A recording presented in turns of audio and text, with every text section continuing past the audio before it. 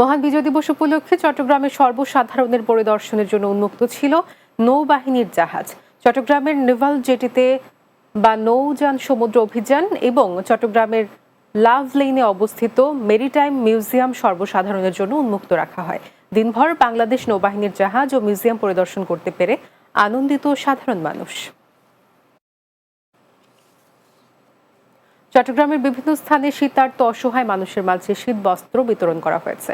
চট্টগ্রামের 12টি rotary club প্রেসিডেন্টের উদ্যোগে নগরীর গোলপাহাড় মোড়, চকবাজার ও মিসকিন শাহ মাজার সহ বিভিন্ন স্থানে শীত বস্ত্র বিতরণ করা হয়। এ সময় রোটারি ক্লাব অফ চিটাগাং এরিস্টোক্রেটের president SM Mohibur Rahman, charter president Mostafa Ashraful Islam Alvi, immediate past president Sadman Saikas Sefa ও চট্টগ্রাম স্মাইলের প্রেসিডেন্ট সাংবাদিক শাহাদাত হোসেন চৌধুরী সহ অন্যরা উপস্থিত ছিলেন।